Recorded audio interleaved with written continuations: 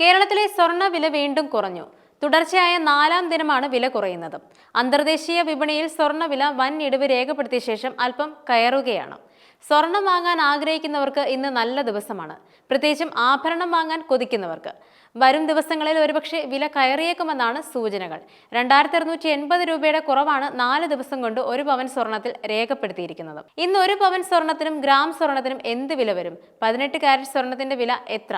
ഒരു പവൻ ആഭരണം വാങ്ങുമ്പോൾ എത്ര കൊടുക്കേണ്ടി വരും? പഴയ സ്വർണം വിറ്റാൽ എന്ത് കിട്ടും?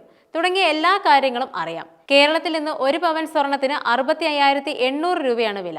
ഏറെ നാൾക്ക് ശേഷമാണ് വില 66,000-ന് താഴേക്ക് എത്തുന്നത്. 22 കാരറ്റ് സ്വർണം ഗ്രാമിന് 8,225 രൂപയായി. പവന് 480 രൂപയും ഗ്രാമിന് 60 രൂപയുമാണ് കുറഞ്ഞിരിക്കുന്നത്.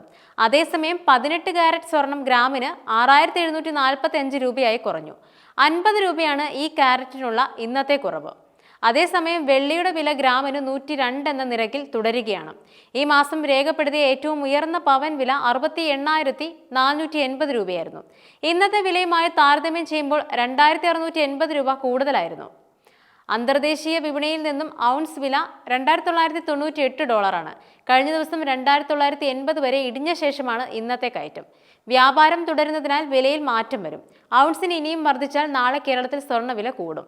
ഇന്ന് ഒരു പവൻ ആഭരണം വാങ്ങാൻ പണിക്കൂലിയും GSTയും ഹോൾമാർക്കിംഗ് ചാർജും ഉൾപ്പെടെ 70,500 രൂപ വരെ ചെലവ് വന്നേക്കും. പഴയ സ്വർണം വിൽക്കുന്നവർക്ക് ഒരു പവന് 1,400-നും 2,800-നും ഇടയിലുള്ള തുക കുറച്ച് ലഭിക്കും. അതേസമയം ഡോളർ സൂചിക 103-ലേക്ക് ഉയർന്നിട്ടുണ്ട്. എന്നാൽ താഴാനുള്ള സാധ്യതയും കാണുന്നുണ്ട്. ഡോളറിനെതിരെ ഇന്ത്യൻ രൂപയുടെ മൂല്യം 85.82 ആയി കുറഞ്ഞിട്ടുണ്ട്. രൂപയുടെ മൂല്യം കുറയുന്നതും ഡോളർ സൂചിക കയറാൻ തുടങ്ങുന്നതും സ്വർണ്ണവിലയിൽ ചാഞ്ചാട്ടത്തിന് ഇടയാക്കുന്നതാണ്.